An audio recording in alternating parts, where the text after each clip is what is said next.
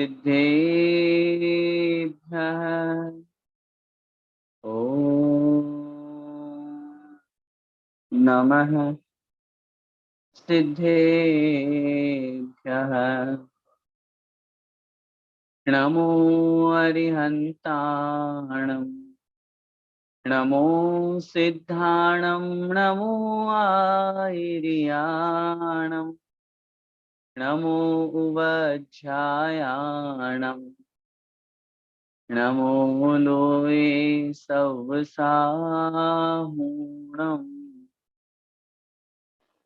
अनंत अनंत सिद्ध परमेष्ठी भगवान की जय। आदिम तीर्थंकर बड़े बाबा श्री आदिनाथ भगवान की जय। वर्तमान शासन नायक श्री गिरिराज महावीर भगवान की जय। द्वादशांगमय चिन्मणि माता की जय। चारित्र चक्रवर्ती श्री शांति सागर जी महामुनिराज की जय। संत शिरोमणि आचार्य भगवंत श्री विद्यासागर जी महाराज की जय। परम पूज्य गुरुदेव निर्यापक श्रमण मुनि पुंगव श्री सुधा सागर जी महाराज की जय।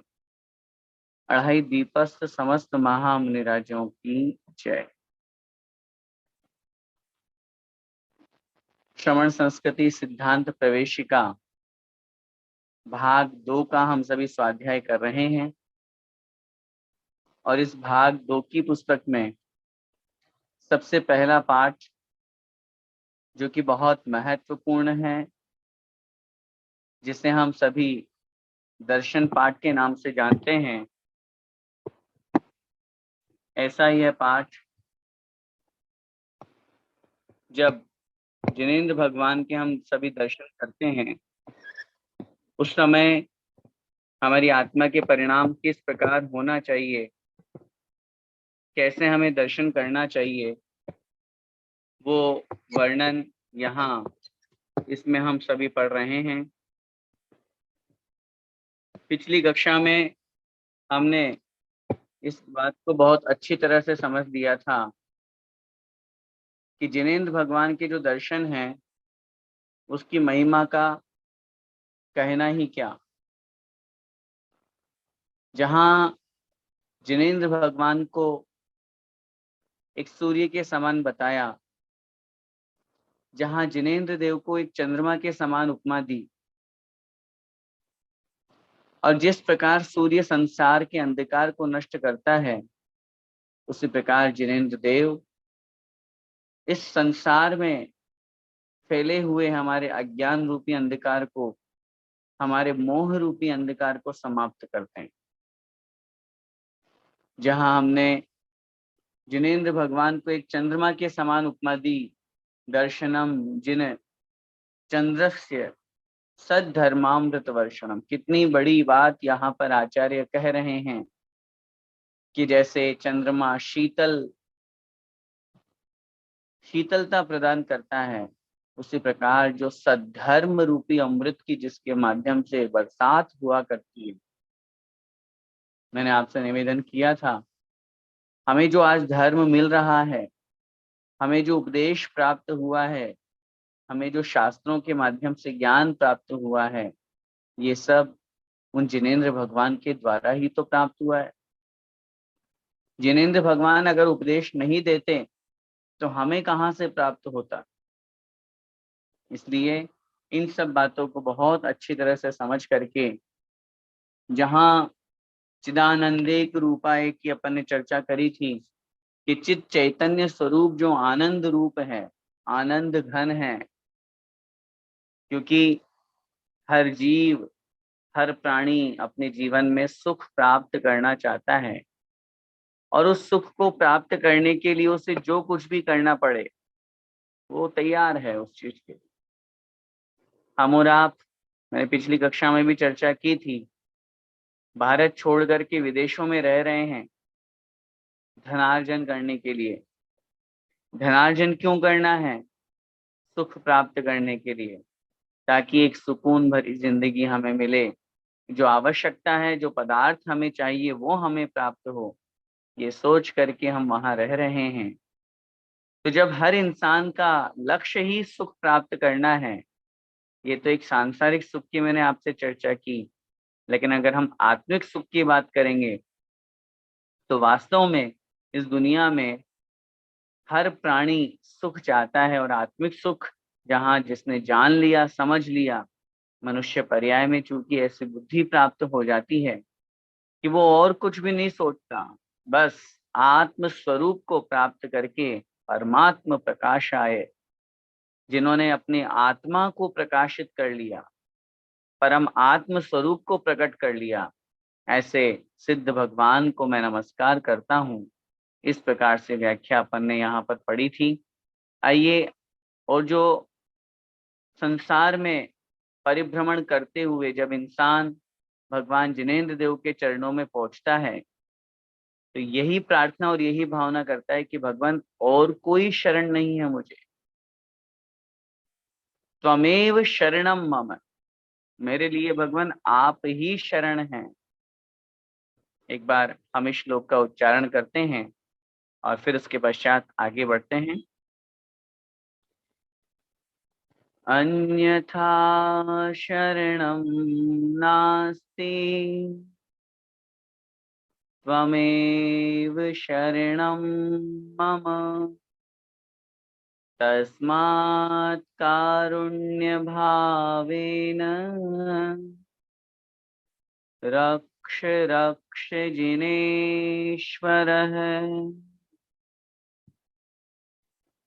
अन्यथा शरणं नास्ति। अन्यथा माने अन्य और प्रकार, दूसरी, आपकी शरण के अलावा और कोई अन्य दूसरी शरणम नास्ति, शरण नहीं है। शरण किसको कहते हैं?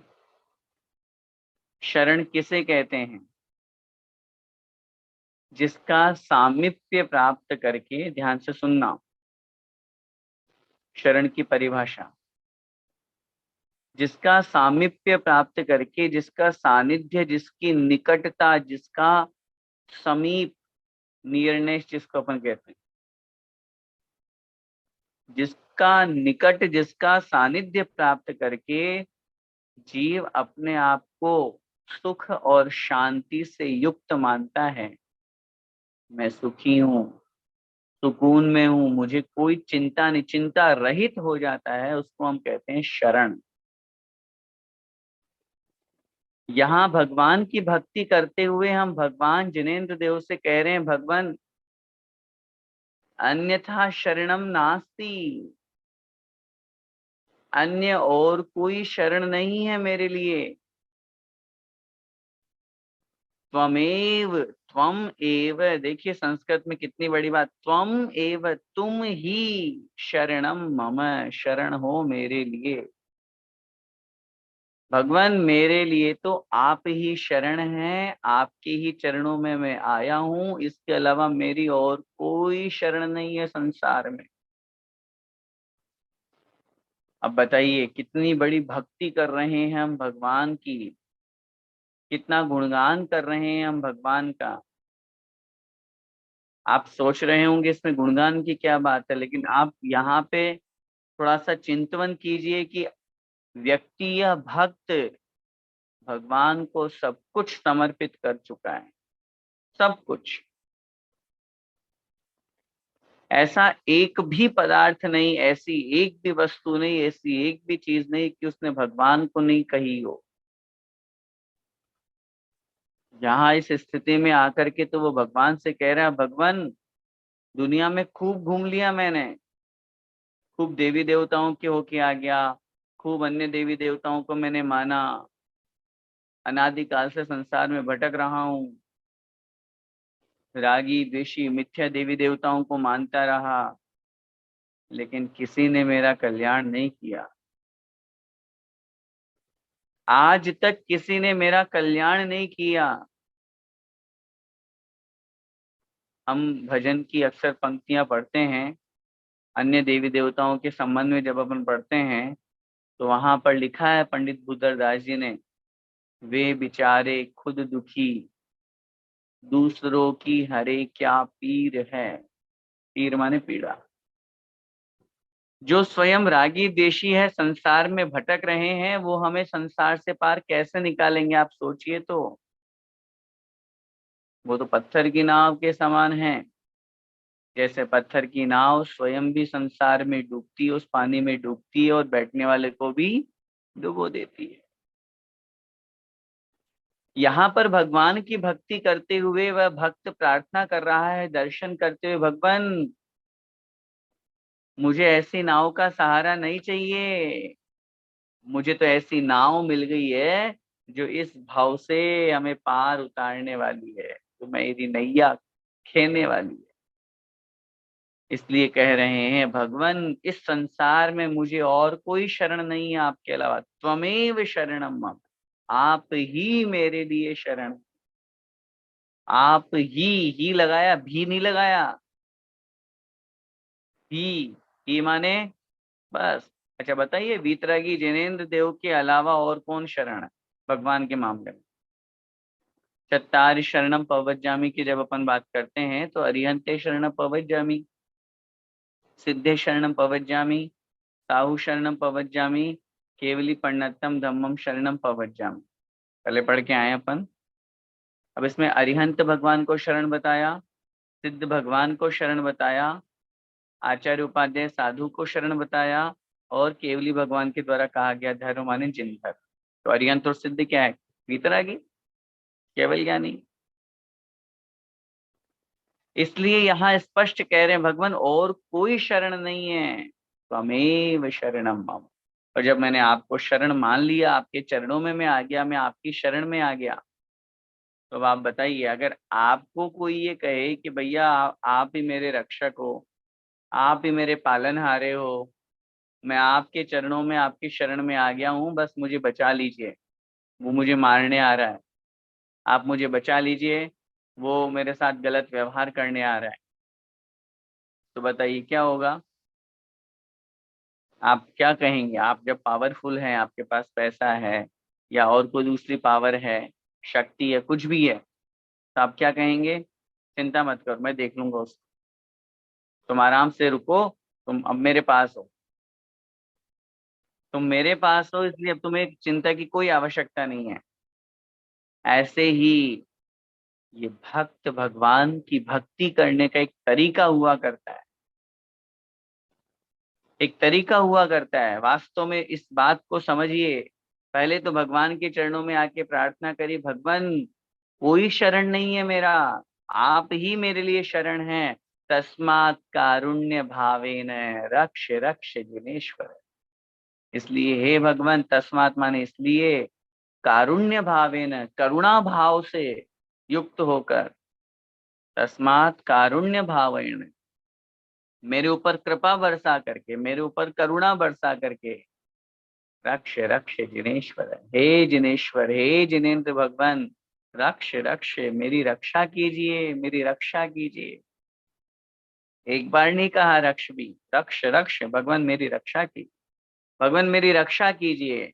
मैं संसार में भटक रहा हूँ, मैं दुखी हो रहा हूँ, मैं कर्मों से पराधीन होकर के बड़ा परेशान हो गया हूँ, मेरी रक्षा कीजिए भगवान, मैं आपकी शरण में आया हूँ।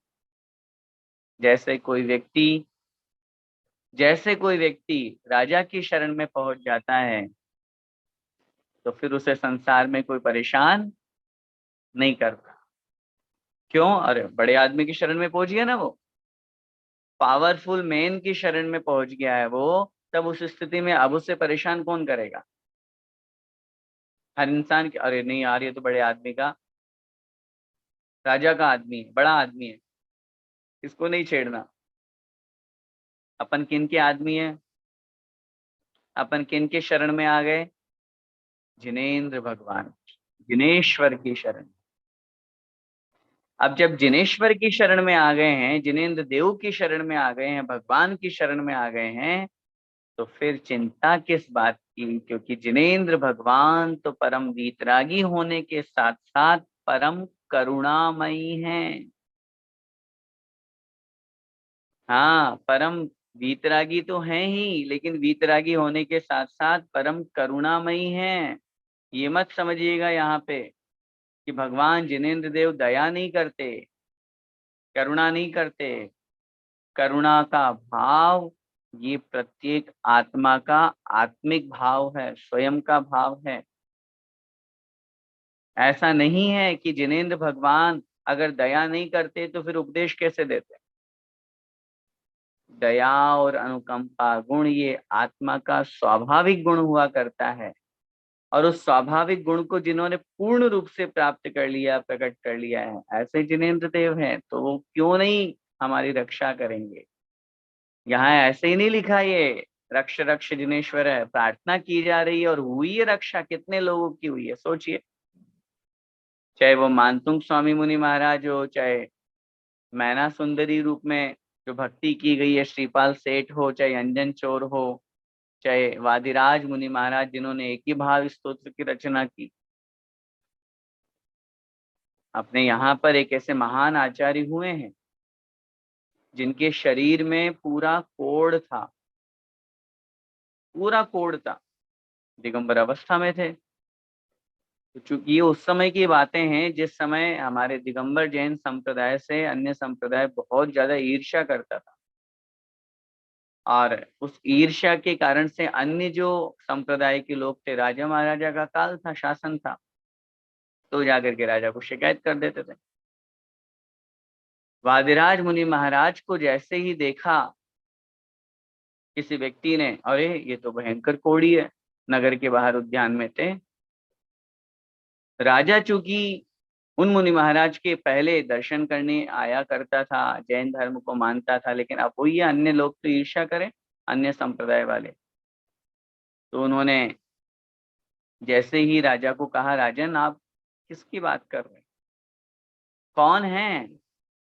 अरे आप कहते हैं हमारे जो दिगंबर मुनि महाराज होते हैं वो इतने महान होते हैं, ऐसे होते हैं, इतनी रिद्धियां होती, इतनी तपस्या होती है। अभी अभी हम एक कोढ़ी व्यक्ति को देख करके आ रहे हैं,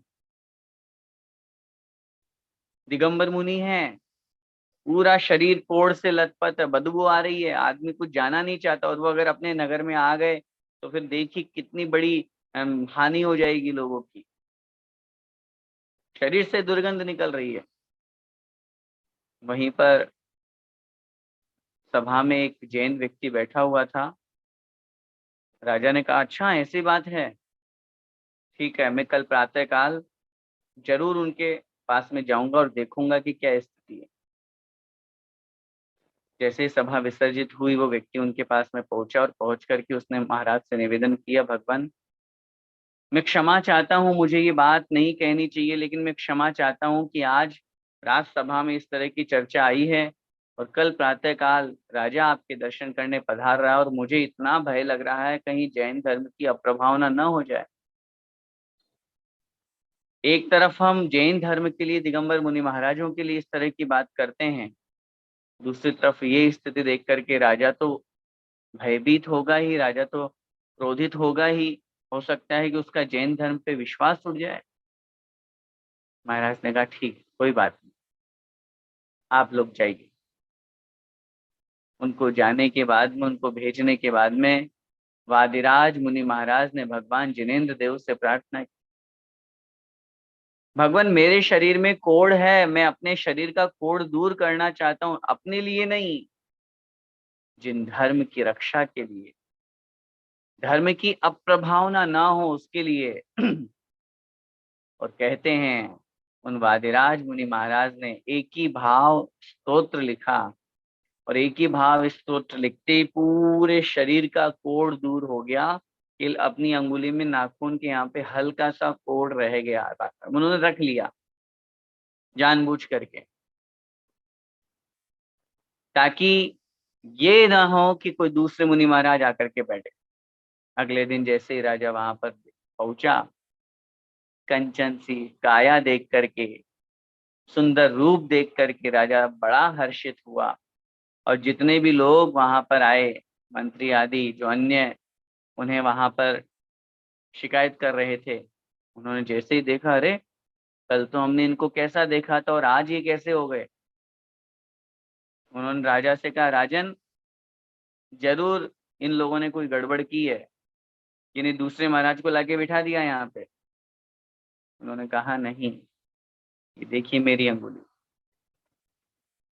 उसको देखा गया, थोड़ा सा कोढ़ था, समझ गए कि यही भगवान थे, यही मुनि महाराज थे। और उन्होंने कहा मेरा कुछ नहीं है इसमें, मेरा कुछ नहीं है इसमें, ये सब जिनेंद्र भगवान की महिमा है, जिनेंद्र भगवान का चमत्कार है। और वादिराज मुनि महाराज ने रात में जब भगवान की भक्ति प्रारंभ की, इस स्तोत्र की रचना की, उन्होंने एक ही बात कही, अन्यथा शरणम नास्ति त्वमेव शरणम मम तस्मात् कारुण्य भावेन रक्ष रक्ष जिनेश्वर। भगवान मुझे और कोई शरण नहीं है, सिर्फ आप ही शरण है। अगर आज आपने मुझे अपनी शरण में लिया है, मुझ पर करुणा कीजिए, मेरी रक्षा कीजिए भगवान। इस तरह का भाव जहाँ पर होता है, मैं हमेशा कहा करता हूँ असंभव कार्य भी संभव हो जाता है। क्या है इम्पॉसिबल इस दुनिया में, ये तो बताइए। श्रद्धा और भक्ति के बल पर हम जिस स्थिति में, जिस लेवल पर पहुंचना चाहते हैं वहां पहुंच सकते हैं। भक्ति में इतनी शक्ति हुआ करती है। बस बस वह भक्ति सच्चे दिल से होनी चाहिए, वह श्रद्धा अपने अंदर से प्रकट होनी चाहिए। बड़ी प्रसन्नता हुई, प्रसंग चल रहा है इसलिए मैं कह दूं, अभी इस बार का जो वीडियो देखा मैंने कतर से हमारे राकेश भाई जी और उनके परिवार का, वो वीडियो देख करके मन बड़ा प्रसन्न हुआ। और मन प्रसन्न होने का कारण सिर्फ यही कि इतनी दूर रहते हुए भी, कतर में रहते हुए भी, जहां अभी जिन मंदिर की स्थापना भी नहीं हो पाई है, बात जरूर चल रही है, और वहां ये भावना मन में आ रही है। वहां उनके परिवार में उस वीडियो में देखा मैंने, उन्होंने बोला कि संस्कृत नाम से हमें डर लगता है, लेकिन जब ये संस्कृत के श्लोक हम पढ़ रहे हैं और साथ में जब अर्थ सीख रहे हैं, तो ऐसा लग रहा है जैसे बड़ा आनंद आ रहा है। उनको मैं परोक्ष रूप से बहुत बहुत धन्यवाद और बधाई देना चाहता हूँ कि उन्होंने इस तरह से वीडियो बना करके धर्म की प्रभावना में अपना सहयोग प्रदान किया। वैसे तो सारे वीडियो बहुत अच्छे बन रहे हैं, पहले वाले भी अच्छे बने हैं सबने, लेकिन अभी प्रसंग आ गया इसलिए मुझे याद आ गई उनकी, कि देखो उनके अंदर कितनी श्रद्धा है, कितनी भक्ति है धर्म के प्रति, कितना भाव है कि नहीं मुझे कुछ करना है। और जब धर्म के प्रति ऐसा भाव हुआ करता है, तो ये मान करके चलिएगा कि जैन धर्म अभी सुरक्षित है। कल का ही प्रसंग अभी हमारे श्रमण संस्कृति संस्थान में, जो संत श्री सुधा सागर आवासीय कन्या महाविद्यालय है, गर्ल्स हॉस्टल है, उसकी नई बिल्डिंग बनी है, वहां उसका कल लोकार्पण का कार्यक्रम था। आर के मार्बल साहब, पूरे परिवार, सब लोग, सब श्रेष्ठगण पधारे। सबने देखा और देख करके ताजुब किया, वाह कितना सुंदर है, कितना अच्छा है। जहां धर्म इस तरह से चल रहा हो, धर्म की शिक्षा इस प्रकार से दी जा रही हो, जहां धर्म पढ़ने के लिए 300-400 विद्यार्थी, और ये तो धर्म पढ़ रहे हैं, आगे जब आप 10 लक्षण की बात करेंगे तो कहां कहां पहुंचेंगे वो लोग। जैसे हम आपकी दुबई में आए थे, जैसे विदेशों में धर्म की प्रभावना हो रही है, आज हम ऑनलाइन आप लोगों तक पहुंच रहे हैं, ऐसे आज लोगों के बीच में जब धर्म की बात रखी जाती है, और मुझे बड़ा गर्व होता है, बड़ी खुशी होती है। मैंने आपको पहले भी कहा था, इसमें मेरा बहुत बड़ा स्वार्थ है कि मैं आप लोगों की कक्षा लेता हूँ। मुझे आप लोगों के ऊपर गर्व तो महसूस होता ही, लेकिन अंदर से आवाज आती है कि वो लोग पढ़ना चाहते हैं, वो लोग सीखना चाहते हैं, समझना चाहते हैं धर्म को। और जब उन्हें कोई समझाने वाला नहीं होगा तो कितना पाप का उदय होगा। आज अगर हमारे पुण्योदय से, गुरुदेव के आशीर्वाद से, जब हम इस योग्य बने हैं आप लोगों के बीच में माँ जिनवाणी को रखने के लिए, तो क्यों नहीं रखेंगे हम, क्यों नहीं समय निकालेंगे। और मुझे तो आप लोगों के पुण्य का 6वां भाग लग ही रहा है, वो तो मुझे मिल रहा है, उसकी मुझे कोई चिंता नहीं है। लगभग 16% मुझे मिल रहा है। है, कहने का मेरा तात्पर्य है, ऐसी श्रद्धा, ऐसी भक्ति हर इंसान को अपने अंदर प्रकट करनी चाहिए। मैं कहीं भी रहूं दुनिया में, मेरे दिल में भगवान है। मैं कहीं भी रहूं दुनिया में, मुझे हर सैटरडे क्लास अटेंड करनी है, मुझे पढ़ना है, आज खुशी हुई, मैं ग्रुप में भी पढ़ रहा था, देख रहा था, शिरीष भाई, प्रीति भाभी जो है दुबई से आए और आज सुबह ही वो मंदिर में पहुंच गए। 4:30 बजे लैंडिंग हुई और 5:30 बजे मंदिर में। ये संस्कार कहाँ से आ रहे हैं? ये धर्म कहाँ से मिल रहा है हमें? निश्चित रूप से इस कक्षा का परिणाम है। निश्चित रूप से हर इंसान आज ये कह रहा है, पहले हम नहीं जानते थे, आप कुछ जानने लगे, कुछ सीखने लगे, कुछ समझने लगे, साल भर होने को आ रहा है, कुछ सीखा है हमने, पाप से बचने की बात करी अपन ने, धर्म से जुड़ने की बात करी अपन ने, और वो फल मुझे दिखाई दे रहा है। निश्चित रूप से ये भगवान की महिमा है, जिनेंद्र देव की महिमा है, माँ जिनवाणी के रसास्वादन का परिणाम है कि हम सब उनके ऊपर इतना श्रद्धा, इतनी भक्ति उनके चरणों में करते हैं कि हम कहीं पर भी रहें अपने भगवान को हमेशा याद करते हैं। अभी और प्रसंग आ रहा है इसलिए बोलता जा रहा हूँ, चाहे वो विकास भैया दुबई वाले हों, उनकी बिटिया हो जिनश्री और उनके बेटे जिनसेन वीरसेन हो, ऐसे अभी अशोक भाई जी हैं, वंदना जी, उनके दोनों बेटे यहाँ पधारे और पूर्णमती माता जी को उन्होंने आहार दिया, पड़गाहन किया। ये संस्कार जो आ रहे हैं, मैं पहले भी कह चुका हूं, जब भी आप भारत आए अपने गुरुओं के पास में जरूर लेकर के जाएं। आचार्य उपाध्याय साधु आरिकाओं के पास में क्षुल्लक जी अलग जी के साथ में चतुर्विध संघ के दर्शन कराएं। दुबई में नहीं है ये, कतर में नहीं है ये, ओमान में नहीं है ये चतुर्विध संघ। भारत आने के बाद भारत से इनको इस तरह के संस्कार दिलाएं ताकि इनके मन में ये भाव रहे कि हाँ, हमारे आदर्श ऐसे हुआ करते, हमारे जीवन के जो बहुत सुंदर व्यक्तित्व है वो इस तरह से हुआ करते हैं, तभी तो उनमें वो संस्कार आ पाएंगे। तो ऐसे ये श्रद्धा भक्ति हमारे अंदर, सबके अंदर प्रकट हो, और जब ऐसी श्रद्धा भक्ति होगी, मैं बहुत स्पष्ट कह रहा हूं और बहुत दावे के साथ में कह रहा हूं, भगवान जिनेंद्र देव को सुनते देर नहीं लगेगी। हम क्या सोचते हैं? चमत्कार हमारी श्रद्धा में है, अतिशय हमारे विश्वास में है। हम सोचें, मैंने ये काम करने के लिए भगवान से खूब प्रार्थना करी, भगवान के चरणों में विधान कर लिया, श्रीफल चढ़ा दिया, ये कर लिया, वो कर लिया, मेरा ये काम नहीं हो पाया। समझना, अभी हमारी श्रद्धा भक्ति अभी मजबूत नहीं है। मैं आपको जोर दे रहा हूं इस श्लोक के एक शब्द महत्वपूर्ण पर, त्वमेव शरणम मम। भगवान आप ही शरण हैं। क्योंकि जहां पर अगर हम अन्य देवी देवताओं के चले गए, जहां पर हमने अपना भगवान के प्रति विश्वास खो दिया, और हो जाता है बहुत बार, इंसान झुंझला जाता है, परेशान हो जाता है, दुखी जब होता है, अरे क्या करना, ठीक है ना, अवित्य शांति धारा कर ली तो भी, विधान कर लिया तो भी मेरा दुख दर्द दूर नहीं हो रहा, रोज मंदिर जा रहा हूँ फिर भी उसके बावजूद भी मेरा पैसा जो अटका हुआ वो आया नहीं। कितनी बार हम झुंझला जाते हैं, कितनी बार हम परेशान हो जाते हैं। लेकिन बंधुओं, जहां श्रद्धा मजबूत होगी, आज नहीं तो कल मेरा काम जरूर होगा, ये विश्वास अपने अंदर जगाए रखिए।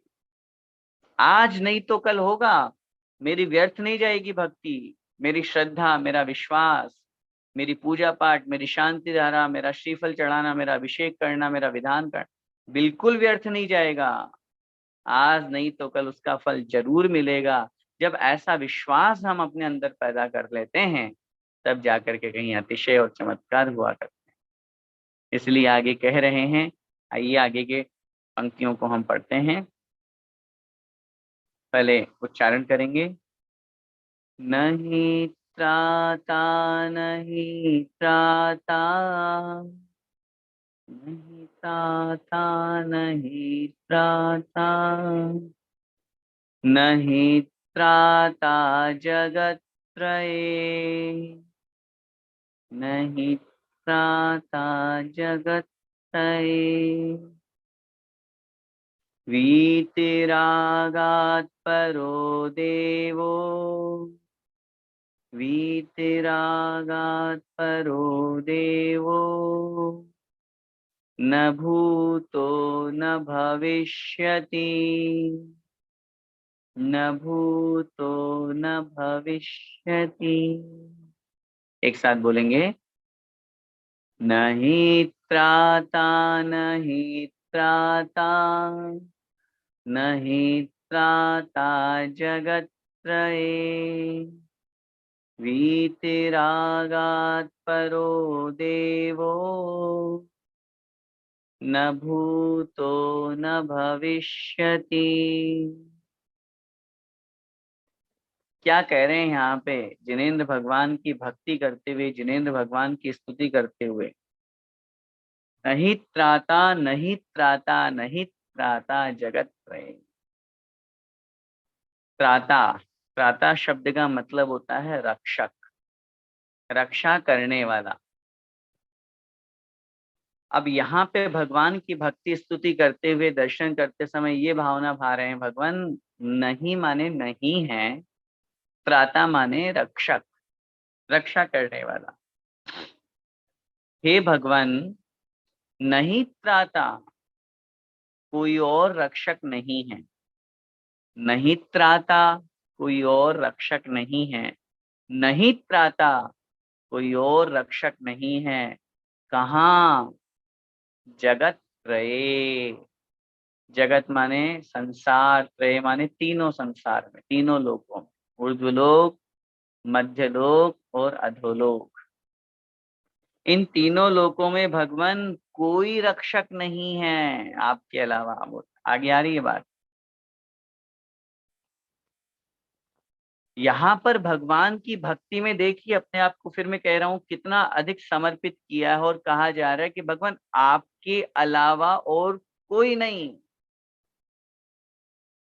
प्रेम कहाँ होता है? जहाँ एकत्व होता है। भक्ति कहाँ होती है? जहाँ एकत्व होता है। अगर हम दो दो नाव पर सवार होकर के चलेंगे,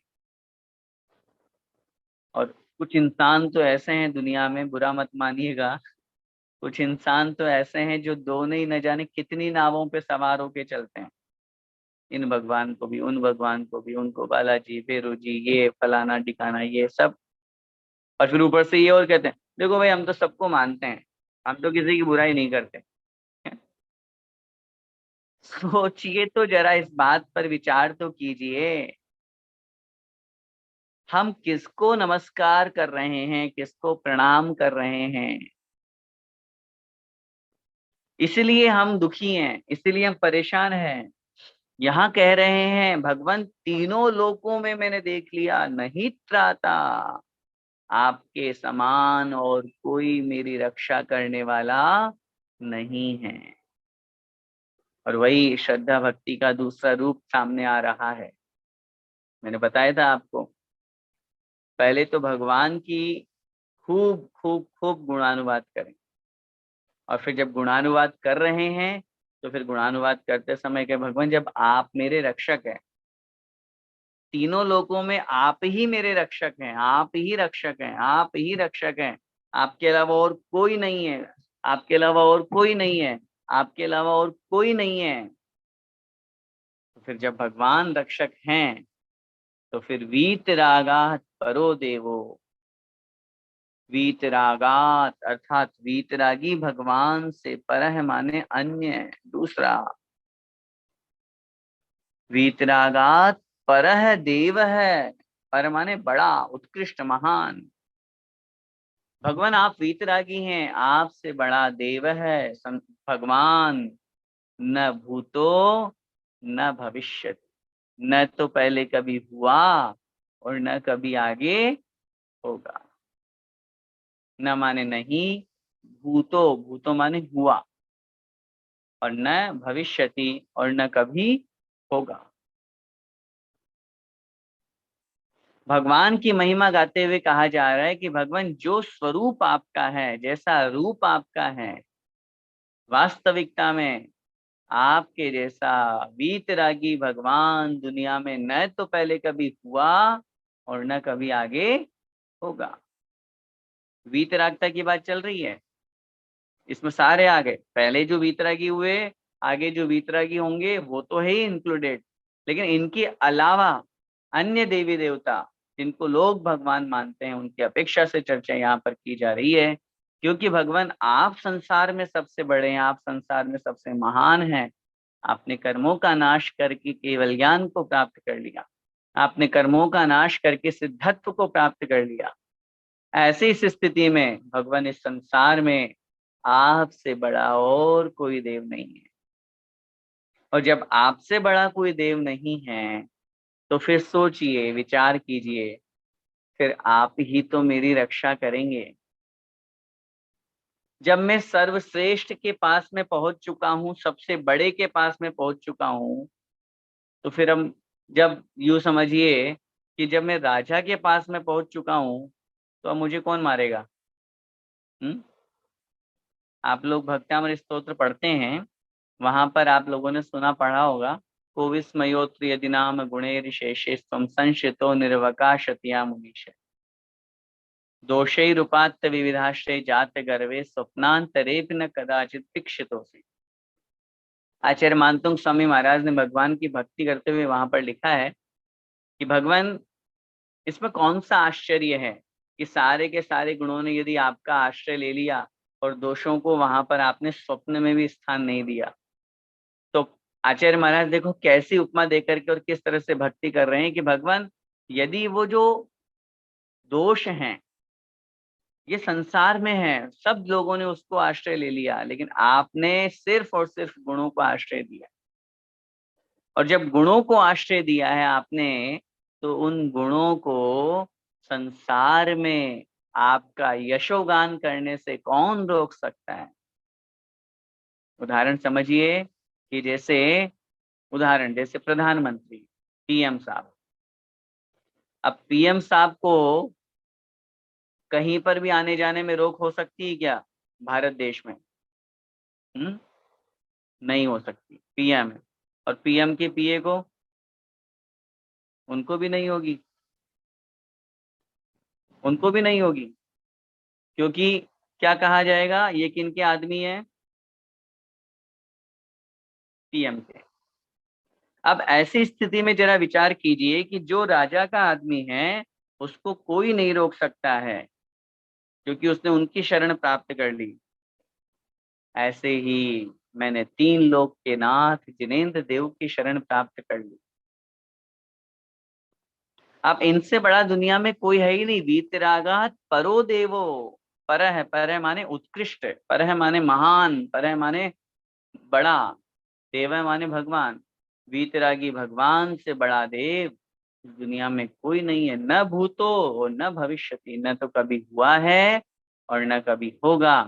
भगवान अगर हैं तो सिर्फ और सिर्फ वीतरागी, क्योंकि सरागी देवी देवता दुनिया में खूब घूम रहे हैं, लेकिन खुद राग द्वेष से मलिन हैं, खुद क्रोधमान माया लोभ से युक्त हैं, खुद पाप में ग्रसित हैं। तब ऐसी स्थिति में वो दूसरों को सुखी कैसे कर सकते हैं? वो दूसरों को वीतरागी कैसे बना सकते हैं? जो खुद कामी क्रोधी मायावी है, वो दूसरों को इन विकारों से दूर कैसे कर सकते हैं? इसलिए इस संसार में सबसे बड़ा देव अगर कोई है तो वो है सिर्फ और सिर्फ वीतरागी। आइए आगे देखते हैं। अगले श्लोक में आचार्य महाराज कह रहे हैं, कितनी स्पष्ट भगवान से भक्ति करते हुए, भगवान मेरी कुछ नहीं चाहिए, मुझे आपसे कोई दौलत नहीं चाहिए, हैं? बताइए, चाहिए क्या किसी को? राकेश जी, भगवान के दर्शन करते समय, भगवान की भक्ति करते समय कोई दौलत चाहिए? एक ही जीवन में सिर्फ और सिर्फ एक ही चीज भगवान से मांगो, कुछ नहीं, सिर्फ भगवान मुझे आपकी भक्ति मिले, मैं आपकी भक्ति करता रहूं, मैं आपकी स्तुति करता रहूं, मुझे और कुछ नहीं चाहिए।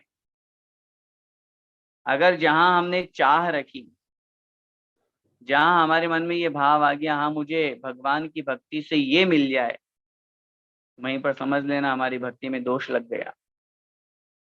कुछ नहीं, भगवान क्या कह रहे हैं, अगला श्लोक देखो, जिन्हें भक्तिर, बोलिए, जिन्हें भक्तिर जिन्हें भक्तिर दिने दिने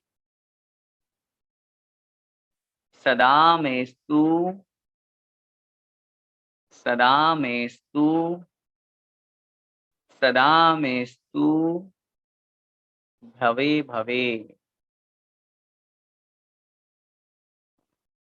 जिन्हें भक्तिर जिन्हें भक्तिर जिन्हें भक्तिर जिन्हें भक्तिर जिन्हें भक्तिर दिने दिने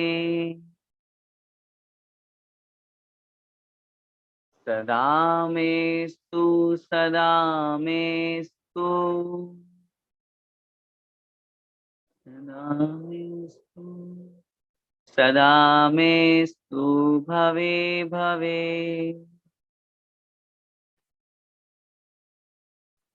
बोलेंगे एक साथ, जिन्हें भक्तिर जिन्हें भक्तिर दिने दिने सदा मेस्तु सदा मेस्तु सदा मेस्तु भवे भवे। क्या कह रहे हैं यहाँ भगवान से? जैसे कि मैंने अभी आपके समक्ष भूमिका बनाई, भगवान से कोई दौलत नहीं चाहिए है। भजन की लाइनें हम पढ़ते हैं कि हमारी श्रीमती जी को बहुत पसंद है आचार्य श्री का ये भजन, उसकी ये लाइनें उन्हें भी बहुत अच्छी लगती है और हमें भी बहुत अच्छी लगती है। ना मांगे हम हीरे मोती, मांगे ज्ञान का दान। ना मांगे हम हीरे मोती, मांगे ज्ञान का दान। ज्ञान बिना हम भटक रहे हैं, भव भव में अनजान। ज्ञान बिना हम भटक रहे हैं, भव भव में अनजान। ओ मेरी नाव भंवर डोले, गुरु तू ही सहारा है। कर सबका बेड़ा पार हो गुरुवर विद्यासागर। विद्यासागर जय विद्यासागर जय विद्यासागर। ओ विद्यासागर जय विद्यासागर जय विद्यासागर। गुरु के चरणों में हम भक्ति कर रहे हैं, ऐसे यहाँ पे भगवान की भक्ति कर रहे हैं। भगवान कुछ नहीं चाहिए मुझे, जिन्हें भक्ति ही भगवान जिनेंद्र देव की भक्ति। फिर वापस दोबारा, जिन्हें भक्ति ही भगवान बस जिनेंद्र देव आपकी भक्ति हो। फिर कह रहे हैं जिन्हें भक्ति ही भगवान बस जिनेंद्र भगवान की भक्ति हो। कब? दिने दिने, प्रत्येक दिवस, प्रत्येक दिन, हर पल हर क्षण। सदा में अस्तु, सदा में अस्तु का संधि विच्छेद करेंगे। सदा में अस्तु, सदा मतलब हमेशा, में माने मुझे, अस्तु माने प्राप्त हो। सदा में अस्तु। फिर वापस कह रहे हैं सदा में अस्तु, सदा माने हमेशा, में मतलब मुझे, अस्तु माने हो, प्राप्त हो। सदा में अस्तु अर्थात हमेशा मुझे प्राप्त हो। भवे भवे, भव भव में, हर भव में। कुछ नहीं चाहिए भगवान मुझे, मुझे बस ये चाहिए कि मैं हर भाव में, हर पर्याय में सिर्फ और सिर्फ आप मुझे प्राप्त हो और मैं आपकी भक्ति प्रतिदिन प्रतिपल करता रहूं, और कुछ नहीं चाहिए। जहां ऐसा भाव होगा, तो जो मैं हमेशा कहा करता हूं कि कर्म सिद्धांत बहुत बड़ी चीज है, पहले भी अपन इन चीजों पर चर्चा कर चुके हैं। और कर्म सिद्धांत ये कहता है कि मैंने तुमको जैन कुल दिया है, जैन पर्याय दी है, उसमें जाकर के अगर तुम भोग विलास में फंस गए, सिर्फ पैसा कमाने में रह गए, पंचेंद्रिय विषय भोग में रह गए, वापस जैन कुल मिलने वाला नहीं है। लेकिन जहां जहां मनुष्य के अंदर ये भाव हो, भगवान नहीं मुझे और कुछ नहीं चाहिए, भगवान आपके चरणों की भक्ति बस वही करता रहूं और कुछ नहीं चाहिए, हर भाव में मुझे सिर्फ आप मिले, आप, और कुछ नहीं चाहिए मुझे। पूज्य गुरुदेव सुधासागर महाराज जी बहुत बड़ा चिंतन देते हैं। वो कहते हैं मुझे आपसे कुछ नहीं चाहिए, मुझे सिर्फ आप चाहिए। क्या कह रहे हैं? मुझे आपसे कुछ नहीं चाहिए, आपसे अगर चाहिए तो फिर स्वार्थ हो जाएगा, मुझे तो आप चाहिए। मुझे भगवान से कुछ नहीं चाहिए, मुझे भगवान चाहिए बस। मुझे गुरु से कुछ नहीं चाहिए, मुझे सिर्फ गुरु चाहिए। मुझे शास्त्र से कुछ नहीं चाहिए, मुझे सिर्फ शास्त्र चाहिए, माँ जिनवाणी उपदेश चाहिए। हर चीज में लगाइए ऐसा। मुझे माता पिता से कुछ नहीं चाहिए, मुझे माता पिता चाहिए। मुझे संतान से कुछ नहीं चाहिए, क्योंकि अगर कुछ मांगोगे तो अपेक्षा होगी, बस संतान चाहिए। बस तुम रहो, तुम हो मेरे पास, ये मैं उसमें खुश हूं मैं। निरपेक्ष भक्ति। मुझे आपसे कुछ नहीं चाहिए भगवान, ये अपार धन दौलत, इंद्र का पद, चक्रवर्ती का वैभव, ये मुझे मिल जाए, नहीं नहीं चाहिए भगवान। आप देव तो बहुत बढ़िया बात, नहीं देव तो और ज्यादा बढ़िया बात, मुझे तो सिर्फ आप चाहिए।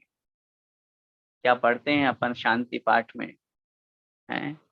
तव पादो मम हृदये, मम हृदयम तव पदद्वैलीनम, तिष्ठतु जिनेन्द्र तावत यावन निर्वाण संप्राप्ति। तेरे चरण कमल द्वय भगवन हृदय रहे मेरे, मेरा हृदय रहे सदा ही चरणों में तेरे। कब तक? यावन निर्वाण संप्राप्ति, जब तक मुझे मोक्ष पद की प्राप्ति न हो जाए।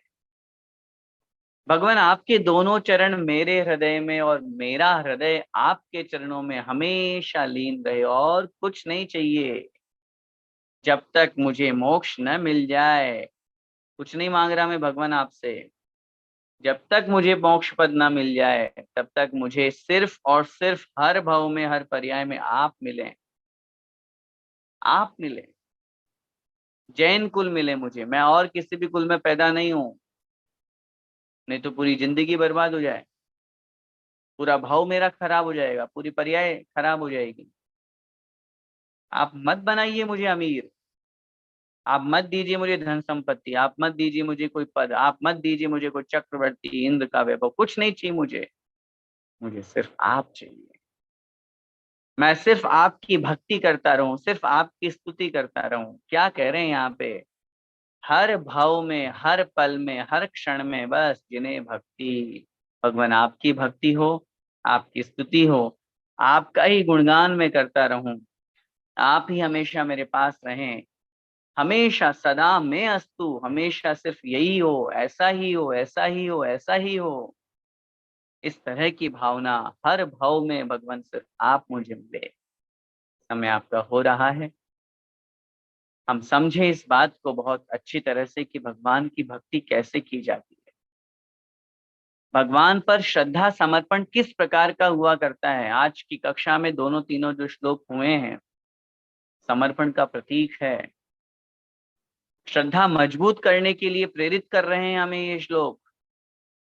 दर्शन करते समय, भक्ति करते समय भगवान के समक्ष ये भावना, भाई ये भगवान आज मेरा कितना सौभाग्य है कि मैं आपके दर्शन कर रहा हूँ।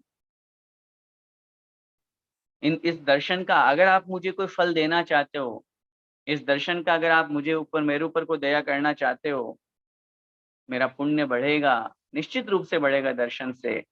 उस पुण्य से मेरा यही कहना है, तुम मुझे संपत्ति मत देना, तुम मुझे अपार धन दौलत मत देना, लेकिन बस इस भगवान के दर्शन के पुण्य से एक बात जरूर मैं भावना बाता हूँ, हे पुण्य, हे पुण्य कर्म, मुझे कल फिर से भगवान के दरवाजे पर ला करके खड़ा कर दो। मैं कल फिर से भगवान के चरणों में आकर के ऐसी भक्ति करता रहूं, और कुछ नहीं चाहिए भगवान। कल मेरे साथ क्या होगा, मुझे क्या मिलेगा, क्या मैं खो दूंगा, क्या मुझे प्राप्त होगा, कुछ मतलब नहीं है। सिर्फ आपकी भक्ति प्रति पल प्रति क्षण में करता रहूं, और कुछ नहीं चाहिए। बड़े बाबा से यही प्रार्थना करें और सब भगवान के, वीतरागी भगवान के दर्शन करने का भाव बनाएं। और जैसा कि मैंने पहले भी आप लोगों से निवेदन किया और आज फिर प्रसंग आया, इसलिए कतर और ओमान वालों से कहूंगा, वीतरागी भगवान की प्रतिमा को स्थापित कीजिए और प्रतिदिन दर्शन कीजिए, और उसका जो चमत्कार होगा, उसका जो अतिशय होगा, वो अपने जीवन में साक्षात देखने को मिलेगा। हम सब भगवान वीतरागी जिनेंद्र देव के दर्शन करें, दर्शन पाठ पढ़ते हुए इस तरह के भाव अपने अंदर संजोएं, भगवान की भक्ति करें। भले ही मैं फिर कह रहा हूँ, बहुत से लोगों को हो सकता है कि दर्शन पाठ याद ना हो, ये श्लोक पढ़ते समय आपको कम से कम ये भाव तो याद आएंगे ही। यहाँ कक्षा में अपन ने इन श्लोकों का ये भाव पढ़ा था, भले ही वर्ड मीनिंग याद नहीं हो पाएंगे, लेकिन जितना हो रहा है उतना जरूर करके अपने अंदर उत्कृष्ट श्रद्धा भक्ति समर्पित करें, प्रकट करें और समर्पण के साथ प्रभु चरणों में लग जाएं, तो निश्चित रूप से हमारा कल्याण होगा। हम सब उस मोक्ष मार्ग पर लग करके परम वितराग अवस्था को प्राप्त करें। इसी मंगलमय भावना के साथ बोले द्वादशांग जिनवाणी माता की।